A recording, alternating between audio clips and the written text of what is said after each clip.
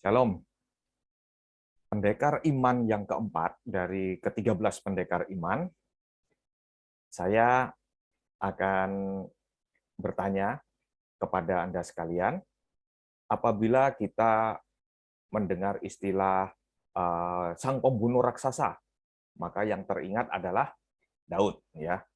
Lalu kalau kita misalnya mendengar kata Bapa orang beriman, kita akan teringat akan Abraham. Nah, untuk pendekar yang keempat ini, kalau misalnya kita mendengar tentang seorang panglima yang berhati lembut, orang yang hatinya lembut, maka kita teringat kepada seseorang yang bernama siapa? Musa. Ya, seorang yang bernama Musa. Nah, jadi memang Musa ini masuk ke dalam Hall of Fame di dalam Ibrani 11 itu karena dia dikenal sebagai seorang yang berhati lembut. Tapi apa sih yang dimaksud dengan berhati lembut? Apakah itu karena suaranya yang halus, merdu, kalau berbicara dengan mazmur, dengan nada-nada yang indah, gitu, atau karena jalannya yang agak gemulai seperti itu? Pasti tidak, ya. Musa itu sesungguhnya adalah seorang panglima perang. Musa itu adalah pahlawan, pahlawannya Firaun, dan dia berperang kemana-mana dengan membawa tentara Mesir. Sebelum kemudian kejadiannya kita tahu terjadi di mana Musa harus lari dari Firaun, bahkan kemudian nantinya Musa akan dipakai oleh Tuhan untuk memimpin bangsa Israel keluar dari Mesir. Nah, bagaimana bisa seorang panglima dikatakan berhati lembut? Bagaimana bisa seorang militer, pemimpin militer bisa memiliki hati yang lembut?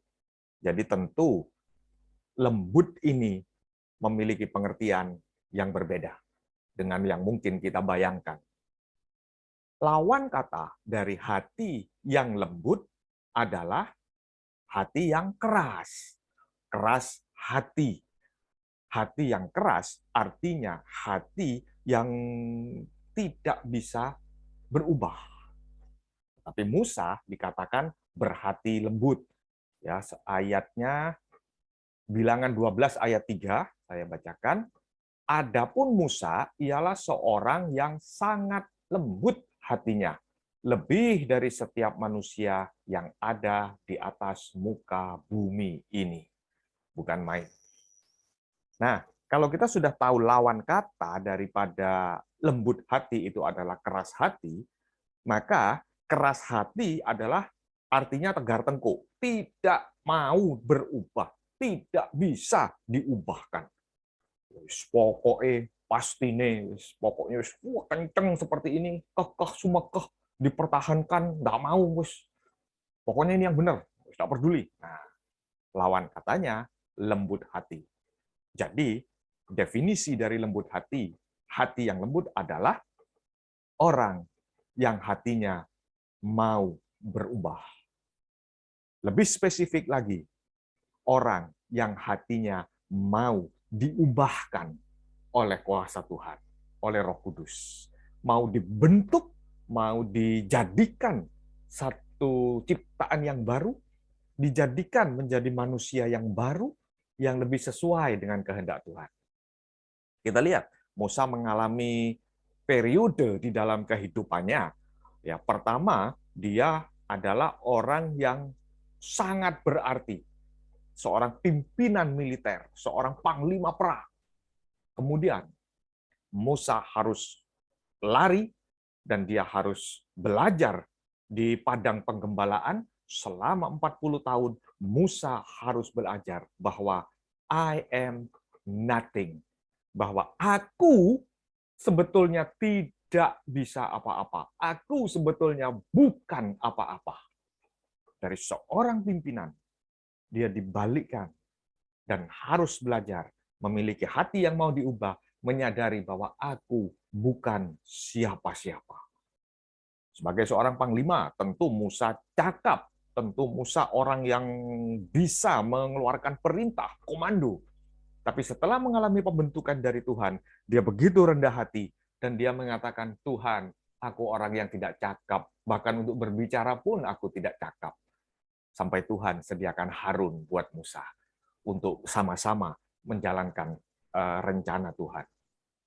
Jadi ada satu proses dan Musa menerima, menjalani proses itu. Menjalani apa yang dibentukkan oleh Tuhan kepada dirinya sehingga rencana Tuhan terjadi di dalam kehidupannya. Musa kemudian belajar di dalam pengembaraannya bersama dengan bangsa Israel. Musa belajar dan melihat, menyaksikan, mengalami bahwa Tuhan adalah segalanya. Hati yang lembut yang bisa kita pelajari dari Musa adalah hati yang mau diubahkan oleh Tuhan. Hati yang mau untuk dibentuk oleh Tuhan.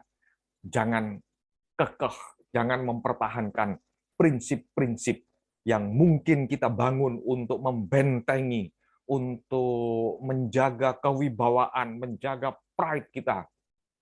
Kalau orang sudah bersalah kepadaku, selamanya, satu kali aku ampuni, dua kali aku ampuni, tiga kali orang bersalah kepadaku, selamanya aku tidak akan memaafkan dia lagi. Oh, satu prinsip, satu pride, kebanggaan. Kalau engkau mau masuk Hall of Fame, kalau engkau mau belajar dari pendekar iman yang bernama Musa ini, kita harus belajar. Semua prinsip itu kita harus serahkan untuk diubah oleh Tuhan. Miliki hati yang lembut, miliki hati yang mau dibentuk oleh Tuhan. Puji Tuhan.